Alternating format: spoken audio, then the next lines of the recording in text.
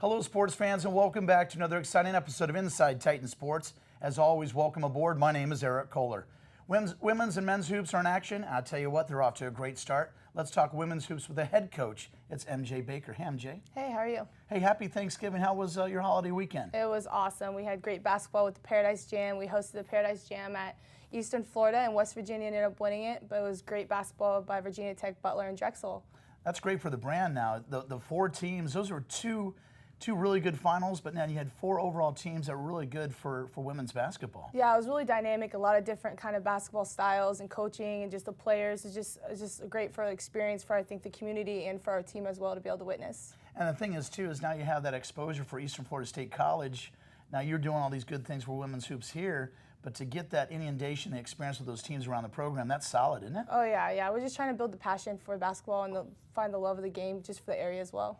Now you're in your first season. You lost your opener. You rattled off 5 straight wins. You got to feel good about the start to the season. It was early. It's early right now. Okay. Obviously, I'm lucky that we're 5-1 right now. I'm very blessed, but they're working really hard. But we have a lot of work to do. Okay. Now you said there's a tough gauntlet coming up on the schedule. Talk about that. Yeah, we're facing Miami-Dade. Our next game is who beat us in the opener, so we get to redeem ourselves hopefully with them. And then Northwest Florida is top of the nation right now, beating everyone. I think their closest game's by 25 points right now. So they should be a good match for us. They're a very well-coached team, just to see how we match up with them, and we're going to be able to gauge where we're at the next couple games. Now you were on the show and talked about on the front side of how the dynamic and what this team looked like. Now you got some games under your belt. You started October 6th up in Georgia. What do you feel like on the backside now? What's your team look like? We are a fun team to watch. Just they play very well together. Very unselfish. They work really hard. They have a lot of passion and pride, but we need to continue to work on what our whole focus has been this whole season is the toughness. That's one area, toughness and just the discipline. We foul a little bit too much at times, or we take an early shot that we shouldn't be taking, or just needed to be more disciplined in what we do. Now, how they responded, you talked about you played some teams that played a lot of press defense, and you're like, hey, the ladies are going to respond a certain way. How have they responded so far early in the season? Right now, they're still hungry. They know that we're not even close to being where we need to be. So far, they're excited because they're starting to see that the hard work and the trust in the process and trying to get better every day, the 1% is paying off. They're starting to see a little bit of results. But they understand big picture, we still have a far way to go. So from here on out, they understand that this is just a process every day is just get better, that winning games is amazing, but our goal is to just get better every day. Now, Brianna Lewis, she's started out to be a good little point guard for you. Talk about Brianna. Yeah, Breezy's amazing. She just makes everyone else on the court better, and she just brings that passion. She just plays with a fire and a hunger and just a toughness that we need from her as a floor general. She's averaging almost a double-double right now, 13 points and 8.5 assists. So she's just the floor leader for us right now. It's important to have that, too, because it almost makes up the glue on the court. Yeah, and then inside we have Alexandrian from France right now, and she's a double-double kid right now. She's averaging 13 rebounds and 20 points for us coming out of France, and she's just that presence in the paint. And then along with Anjanine, and then we also have Mariah on the wing who can shoot the ball. So it's kind of nice because we have the dynamics of an inside-outside game right now, and then we have Claire who comes off the bench. She's just like the toughest kid probably in the country as far as just on the floor, gritty, scrappy kid. So, and then Vic does all the little stuff as from the forward position. That she got 18 rebounds. She had 9 points, 18 rebounds 2 games ago, and she's just doing all the little stuff that a lot of people don't notice unless you really pay attention to the game. That's pretty good. Now, do you have a starting five, a regular starting five that you go with each and every night? Yeah, right now Claire suffered a wrist injury. Okay. So coming from that, we kind of have a solid starting five right now, and Claire just got back last game, was her first game back, and she had 12 points and 12 rebounds, so that was a great game back for us because we really missed that. So right now, with her coming back, she's coming off the bench for us. So right now we do have a starting five, but I can see her working her way in there.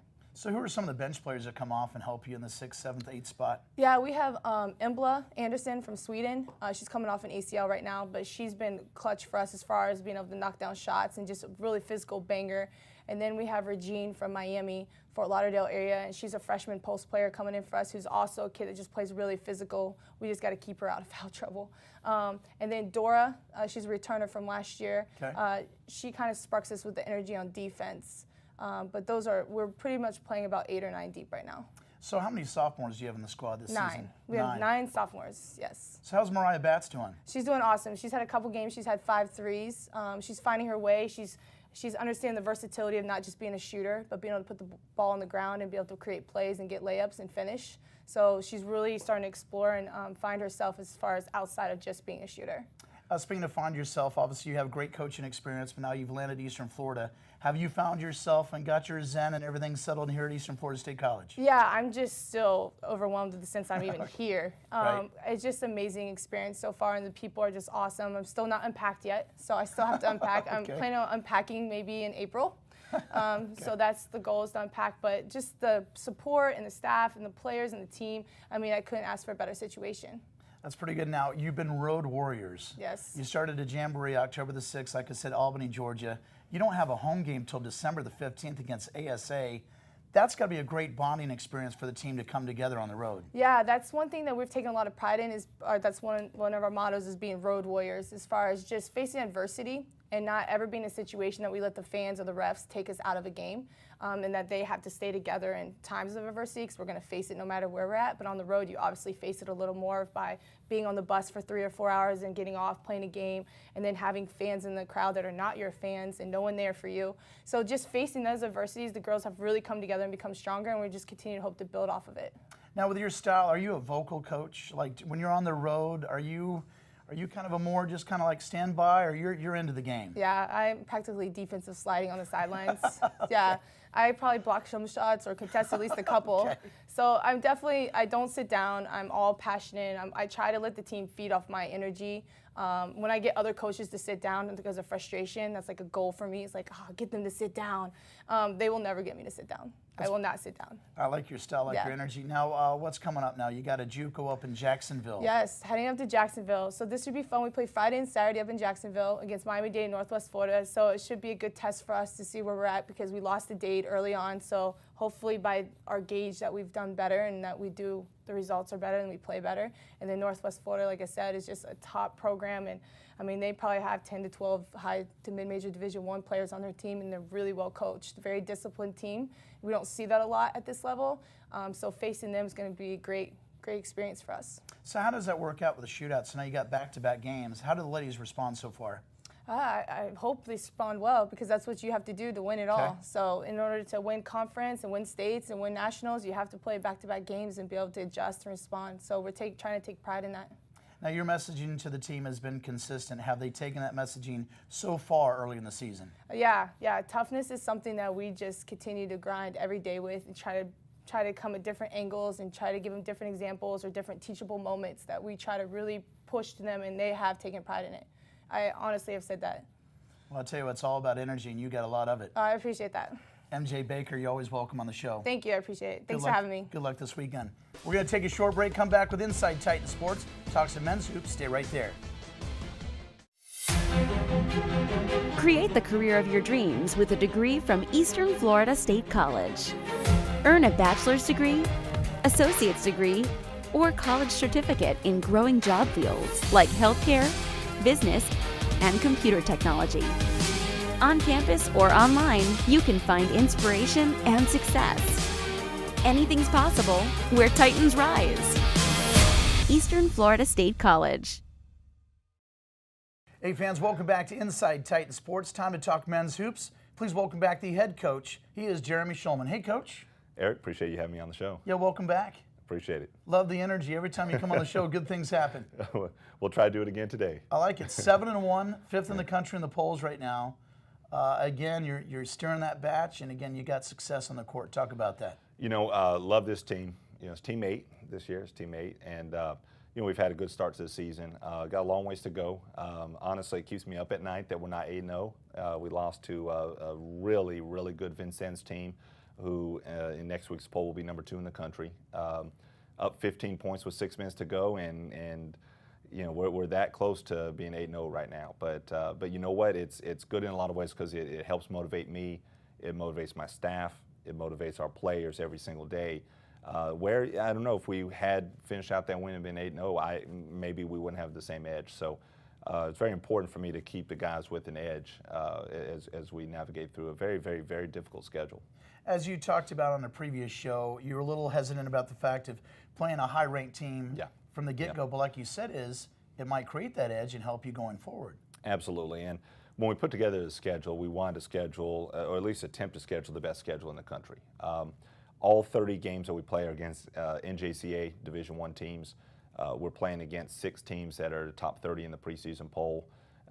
And so by playing a team like Vincennes that early, again, I take it as a win-win. Obviously, as I said, it's still disappointing we didn't get the actual win on the floor, but it has motivated us. It has kept us sharper than maybe we would have been otherwise. And we'll see how that goes forward in our schedule, because starting with this weekend, I mean, it's a gauntlet that we're playing this year. So we've got to be very focused every single game. Can't let up at all. Well, Coach, you have that high energy, which is great, and you're fully immersed in the season. What's the makeup and characteristics of the team so far to this season? Well, the personality and character-wise, it's just off the charts. Okay. I mean, it's unbelievable with the level of guys we've got. It's very reminiscent of last year's team. Last year we had just the most amazing group of guys that I've ever coached in 21 years. And yes, I have been coaching 21 years. Doesn't seem like it, but I have. But 11 years at the college level. And this year, it's very similar. We've just got a bunch of great guys. I enjoy going to practice every day and coaching them. On the court, I think we've got a good mix of sophomores and freshmen, front court and back court, shooters and rebounders, defenders and passers. I mean, it's a really good yin and yang team. A lot of balance on the team. And we're still trying to find our way, but the potential's there to be really good. Well, like you said, is the balance. There's 10 players that log at least 15 minutes a game. Yeah. That's a good balance right there. How many players are you rotating in and out? Do you have a starting 5? Well, great question. That's something we're still working on. Okay. We do have a starting 5. We're starting Ahmed Ali, who is now the 2-time state player of the week, 2 times in a row. I mean, it's unbelievable. Best point guard in the country, in my opinion, or at least one of the top 2 or 3. Starting Logan Folsom, another point guard right here in Melbourne. So we're starting 2 point guards side by side. Mike Nuga, who just had 29 points against Miami-Dade, is starting as our 3rd guard. And then 2 returning starters, Eli Abayev and Shaq Carter, starting in the front court. So having 5 guys that were all in the program last year, all starting, come off the bench with 5 more outstanding players. And you want to talk about depth. Our 11th guy right now, who's averaging 8 minutes a game, started at a Division I level last year. Started and was one of the best freshmen in the entire conference, Division I. But we're that deep, and there's a lot of positives about that. But I care so much about the guys. It does get hard sometimes trying to balance what I know will be the rotation to win a basketball game, at the same time trying to keep guys happy, on the court, because I do care a lot about them. What we try to preach to them a lot is what's shown in our past. As long as we win as a team and we're successful, our program is at a place right now. The stats, the minutes, the numbers, the shots, the scoring, none of that matters. They're going to get recruited at the Division I level. So that's a positive, but it takes time getting everybody to 100% believe that, because it's contradictory to what you grow up in the AAU circuit and high school circuit. So I mean, a lot of your players have got some looks. A couple players are committed to the next step. Talk about that. Yeah, so we've got 3 actually, 3 that are signed already at Division I schools out of our sophomore class. Shaq Carter has signed with Rutgers. Shaq is preseason. I think it was 2nd team All-American. I can't remember if him or Ahmed were 2nd or 3rd, but Shaq was a preseason 2nd team All-American. Signed with Rutgers, unbelievable program. Coach Pikel there is doing a phenomenal job, so Shaq's very excited about that. Ahmed Ali, who's also a preseason All-American, is signed with Kent State. Wow. And Ahmed's just a perfect fit, not far from Canada. Winning program, sent a lot of players professional after their successful college careers. And then Shaq Seville, a local product, has signed with Alabama A&M. And Shaq Seville is a great example of that. Shaq is probably our 12th guy right now. It's hard to say, he's been hurt a little bit, but Shaq's a fantastic player. And he doesn't get the glory of some of the other guys, but his talent's there, the success of program's there. And so already signing a Division I scholarship with being our 12th guy on the depth chart right now, to me, speaks volumes to where we're at as a program and to the caliber of players we have in the program. So moving forward, you have something special, very special this weekend, and some really good teams coming to this side. The Jim Grimes Classic. Talk about the teams coming in and what it means to you as a coach on the personal level. So I'll start with the second part of the question. It was something, for those that don't know, Jim Grimes was one of my best friends. He was assistant coach my first 3 years here, and he ended up being a wildly successful women's coach at Eastern Florida, won back-to-back conference championships before, unfortunately, passing away last year. And so wanted to do something to honor him and honor his name and keep him in the hearts of all the people in Brevard County. And so we're doing our first classic of the year, which is going to be an unbelievable classic, doing it in honor of Coach Grimes, and it's going to be very special to me. Just putting the thing together is just special to me. Not just the games and stepping out there on the court, but you know, it's been a it's been a tough year. You know, it was such a shock last year that it almost didn't seem real. And this year it's been a lot more real, and you know, so I'm obviously miss him a lot, and as do a lot of people. Unbelievable guy, and one of the best people on the planet. And so we're really excited about hosting this event, and to get the caliber of teams in that we're getting. Tallahassee, who's another top 8 team in the country. Snow College is coming all the way from Utah, and they're a top 30 team in the country, and then Polk State, who's an outstanding Florida team. Those 4 teams make up the you know, Jim Grimes Classic. And I'll tell you what, to honor Coach Grimes and play some great basketball. I mean, we play at 5 o'clock on Friday and then 4 o'clock on Saturday. I mean, it's going to be great basketball for a great reason to come out and you know, remember a really, really great man.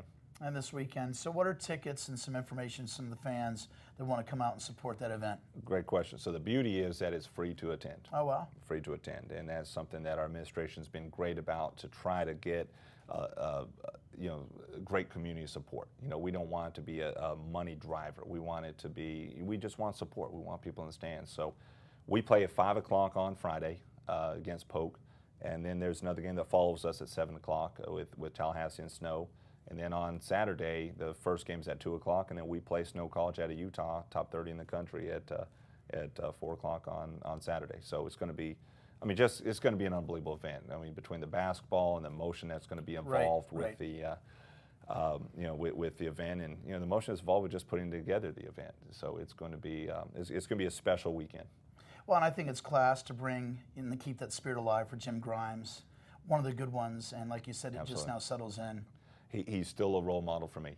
You know, the way he did everything in his life, you know, as a husband, as a father, as an unbelievable coach, as a mentor, and for me personally, as a friend. So, I mean, he will always be very near and dear to my heart. Full respect for Jim Grimes. You're Jeremy Shulman. Great coach. I love you, pal. Yeah. Good luck this weekend. Thank you, Erik.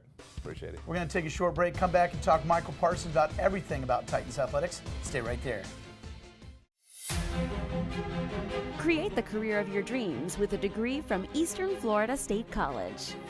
Earn a bachelor's degree, associate's degree, or college certificate in growing job fields like healthcare, business, and computer technology. On campus or online, you can find inspiration and success. Anything's possible where Titans rise. Eastern Florida State College. Hey fans, welcome back to our final segment of Inside Titan Sports. Thanks for joining us. We're joined live in studio with very own Michael Parsons, Manager of Athletic Communications. Michael, welcome back to the show. Thanks for having me. It's kind of a breathing day. We've had a long couple weeks and a fun couple weeks, but now we get to rest a little bit. Yeah, MJ Baker was talking about in the other segment of women's basketball. You got the wonderful opportunity to host the Paradise Jam. You were excited about that, leading up to 4 very, very good teams that came to Melbourne, the Eastern Florida State College campus. Talk about that event. Yeah, it was so much fun, especially from, you know, my side, where you get to see how a Division I tournament's actually run from the back of it, and it's just so exciting and such good basketball. I mean, you know, West Virginia is just an amazing team. You know, they're number 11 in the country for a reason, and they showed it on our court, which was, you know, I was amazed every night. What did I just see? Did I really just see the number 11 team in the country playing at Eastern Florida? Yes, I did. You know, it was, but you know, we had a buzzer beater the night before the championship game between Virginia Tech and Butler, and what a crazy game that was. They were up and down the court, and Virginia Tech hits what you'd think might be the winner. They hit a 3 with like 13 seconds to go. Butler comes back down and hits another one with 3 seconds to go, and it's just, the place was just electric that night, because it's just, you don't see things like that every day, you know. So it was just an amazing event that I was really blessed just to be able to be a part of, really. Well, I tell you what, that's good for the brand as well. Now, logistics, did you get some good feedback of having set up for the 4 teams and all that jazz? Yeah, you know, that's the biggest part was, we showed to ourselves that, we can host these kind of events because really everybody was really happy when they left at the gym and the background and everything we provided and were able to do. So, it's what you said. It's great for our brand. And, the assistant coaches and head coaches all came away thinking, wow, this college is really a nice college, which is good on all kinds of different levels, from recruiting all the way down to, if we ever had aspirations of moving up in the world, now we have 4 teams that say, this program does it right. Well, I tell you what, that was remnants. A lot of fans don't know the Paradise Jam was originated because of the remnants of Hurricane Irma and Hurricane Maria and all that jazz that came through the tropics. But you guys were quick to host. Jeff Carr mobilized the whole team, and sure enough, you guys hosted 4 great teams, including number 11 West Virginia. Yeah, definitely. It's one of those things that we like to do, and Dr. Ritchie loves to be able to host these kind of things with our facilities, and show off our facilities, and it's one of those things that worked out really well. It was the week after our national tournament for soccer, that's so right.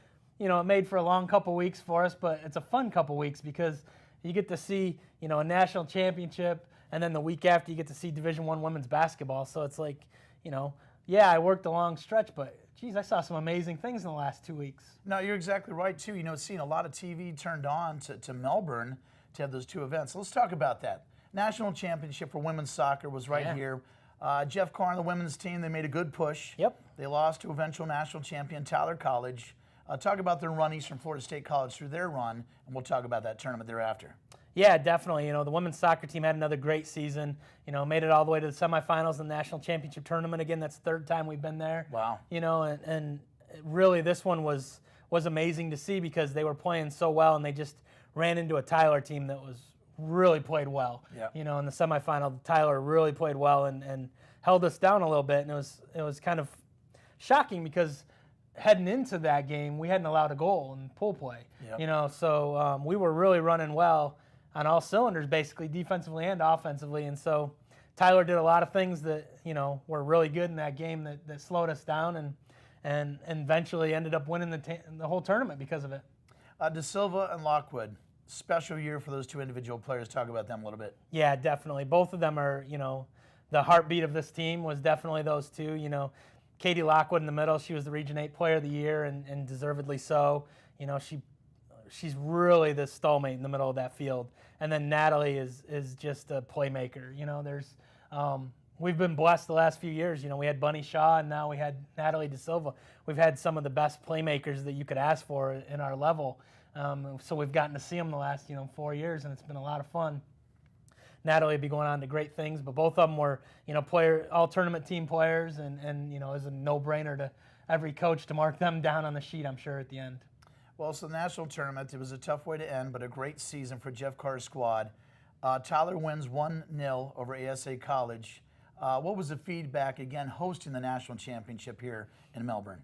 Yeah, definitely. That's probably, it's kind of funny because you say you hosted a Division I women's basketball tournament, but the national tournament's probably a lot more work for me and the staff than that is because there's just so many games. So many teams. So many teams. And so, but at the end of the week, everybody's always happy because everything's, first rate. That's kind of how we do things. We've done it a few years now, so we have it down so that we all know exactly what we're supposed to be doing, and so it's really an easy tournament to run now, as much as it's not, because we all know exactly what we're in for and what's going on.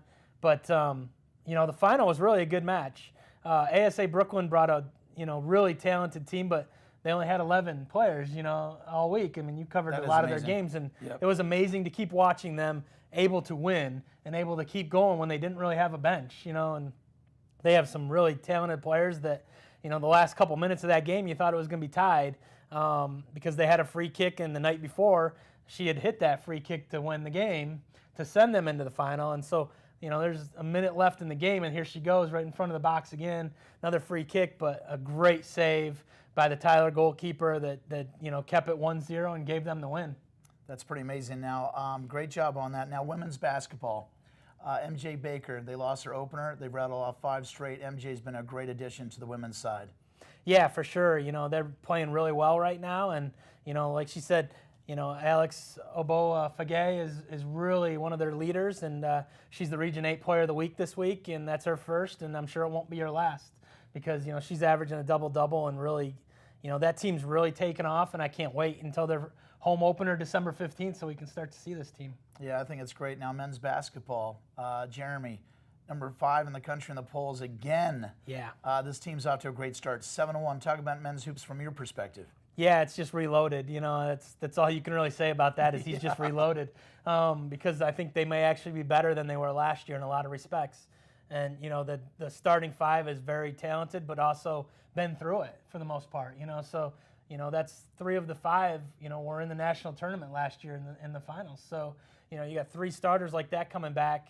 You got a lot of experience. And you add on Michael Nuga, who played last year in that tournament, and Logan Folsom, who was there, he just redshirted. So they're just really talented, and they're really deep this year. If you want to see a fun game, I mean, he didn't really touch on it, but against Miami-Dade, they scored 122 points in that game.